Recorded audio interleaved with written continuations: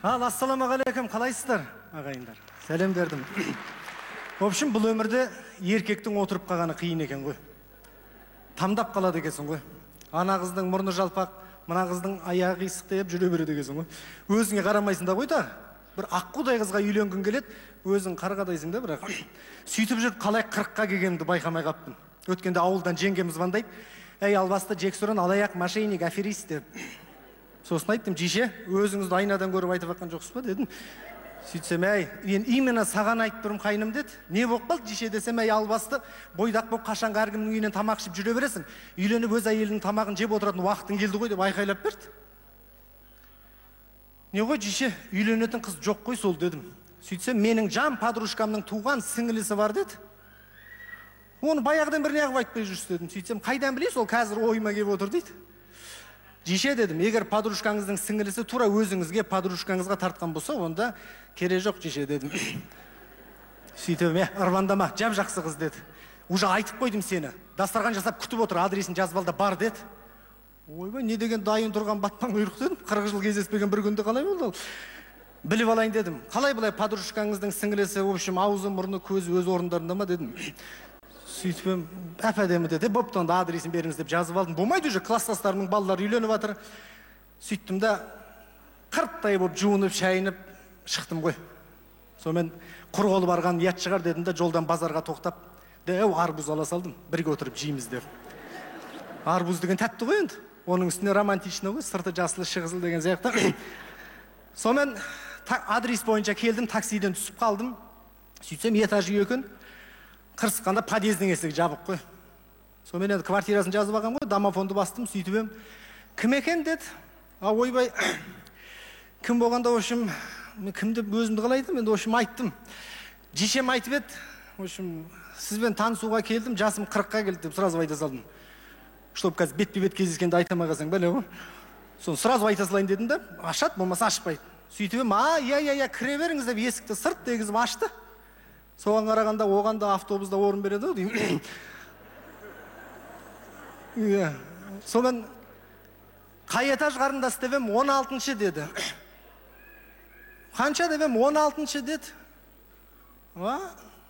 Лифттің карточкасын тастайсыз ба дебем, лифт істемейді" деді ғой.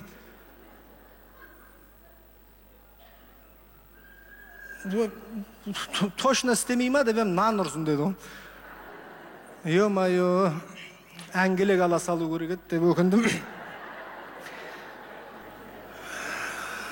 Сонымен көз қорқақ, аяқ батыр, көзді тар жұмдым да пердім ғой 16-шы этажға. Тілім салақтап, көзім алақтап, аяқ қолым дірілдеп, өкпем өшіп, жөтеліп, шашалып құсып 16-шы этажға жеттім ғой. Бірақ 16-шы этажға жеткен кезде жаман бір оқиға болды. Айбай. В общем, арбуз 1-ші этажда қалып кетті ғой. Жаңа әңгімелесіп жатқанда қоя салғам ғой, тура сүйерде қалған ғой. Арбузы құрсыншы, кіре берейін десем, қарызы қалған ғой, бір таныс жігіттен. Сонымен қойып, бір келген кезде қалай құр қолы барасың, бетің табақтай болып, қалай кіресің? Болмайды дедім де 1-ші этажға қайтадан түстім ғой. Арбузды алдым да 16-шы этажға қайтадан көтерілдім. В общем, армияда 5 жыл служит еткендей болдым. Қазір түрі ешекке құсаса да үйленемді шештім. Сонымен 16-шы этажға жеттім. Тура есігінің алдында тұрым ғой. Тоқылдатайын десем, духым жетті дейді. Сондай болады ғой жігіттер. Тоқылдатпайын десем, 16-шы этажға 2 рет көтеріліп түстім да. Сонымен қой тоқылдатайын дедім. Не болып сонша? Азар болса басыма сковородка тиер дедім. Әйелдер сондай ғой, келіспей қалсаң сковородка бар. Тоқылдаттым ғой. Тоқ деп жай үрейін дедім. Қатты болып кетті, қырсыққанда сондай болады ғой. Бір кезде есікті біреу ашты да, ары қарай жүгіріп кетті. Келдің кеттің жоқ. Бүйтіп арт жағынан қарадым. Сол екен. В общем, дәу қара екен. Фигура сиыр. Сиыр болғанда шли дәу емес, енді в общем, алттан кейін тамақ жемейтін сиыр да, диетасында жүрген. Сонымен қой келгеннен кейін ақыр кірейін дедім.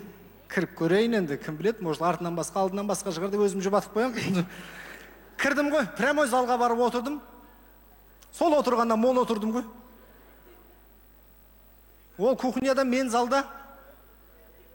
Сағатыма қарап қойым, келгеніме 1,5 сағаттан асып баратыр. Вообще ол анаяқта, мен мынаяқта. Ойпырмай, сағатыма тағы бір қарасам, 2 сағаттан асып баратыр ғой уже. Ет асып атса пісіп, езіліп кететін уақыт болды ғой. Сонымен қой сұрайын дедім, не қылып отырмын, жігітпін ғой, бірінші бастайын әңгімені дедім. Мүмкін мені күтіп оққан шығар, қиялдап, кім біледі, неше түрлі қиялдар бар ғой. Дедім де бастадым ғой.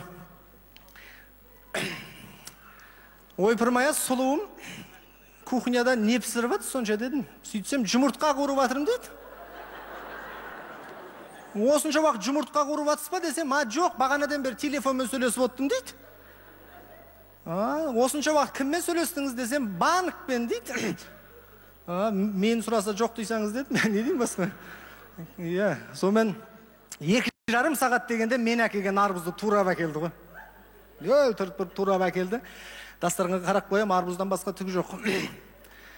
Менің негізі ыстық тамақ жегім келіп отыр, бойдағы адам.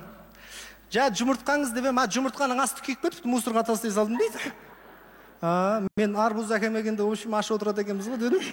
Қаяқтан білдіңіз дейді, дастарханда арбуз бен пышақтан басқа түк жоқ қой дедім. Көзіңіз жақсы көреді екен деді, зрениям күшті дедім. Сонымен екеуміз арбузды жедік қой. Ой, тәтті екен, екеуміз опырдық. Жай жейін десем, анау жайпап барадыр. Содан қалыспайын деп 8 кусок жеп қойыппын ғой. Ол да ұра берді, мен де ұра бердім, шопақ жан-жаққа шашылып жатыр деген сияқты. Әңгімелеспейміз, аузымыздың бәрі арбуз, бір-бірімізге қарап қойып жатыр ғой. Сонымен арбузды қалай жеп болдық? Сізді шығарып салайын деді. Өлі? Шай жоқ. Танысқан да жоқпыз. Ойпырмай, мақұл, қайтсам қайтайын, бірақ қатеп танысып кетейік. Атым Дидар дедім, сөйтіп ем. Мен бірінші танысқанда атымды айтпаймын деді. Онда қайтайық дегенсің ғой. Сонымен екеуміз шықтық, мен шығарып салуға шықты, бірақ 16 этаждан түсті. Екеуміз әңгімелесіп келе жатырық, қасымда қисайып келе жатыр. Туфлинің бір кабылы сынған ба бірдеңе. Сонымен әдемі келе жатырық екеуміз. Бір уақытта жана іште 8 кусок арбуз жеп қойғаныма жайлап өкіне бастадым.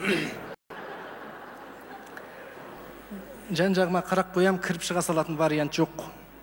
Бара-бара қатты өкіндіріп барады. Любой талдың артына бара салайын десем, жан-жағымыздың бәрі камера, площадьқа кеп қойғанбыз ғой, жай әңгімелесіп. Сонымен бірақ вариант қызды қайтару керек те, үйге қарай мыңмен безу керек, болмайды.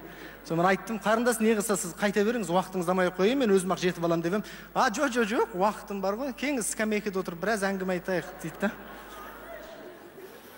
Сонымен скамейкада отырмыз. Түр мынау. Ешқандай әңгімеге желанием жоқ, өстеп отырсам айтады, шөлдесеңіз су әперейін дейді да. Жағыңыз қарсын дегенсің ғой. Сөйтсем айтады, білмеймін ғой, түріңізге қарасам бір туфли қысып оққан адам қысып отырсыз ғой дейді. Туфли емес, туфлиден сәл жоғары қарай қысып жатыр дедім. Белдігіңіз ба дейді, жоқ, белдіктен сәл төмен қарай дедім. Дізеңіз ба дейді да. Не деген түсінбейтін тупой қызсың деп айтайын дедім де, бірақ айтуға шамам жоқ, сөйлесем жіберіп қойдың сияқтымын да. Тура өстіп отырсам қыздың алдында. Өстіп отырсам қыздың көзі бақырайып кеткен, не болды ағай дейді.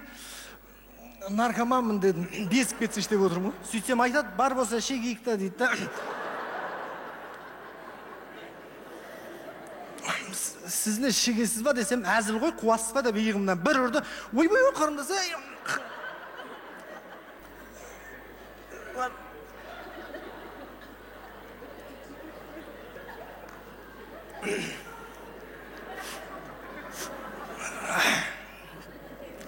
В общем, жаным кіріп қалды ғой. Көзім шайдай ашылып, аяқ қолым жеңілдеп, лезгинка билегім кіріп кетті ғой. Шалбардың светі өзгерді.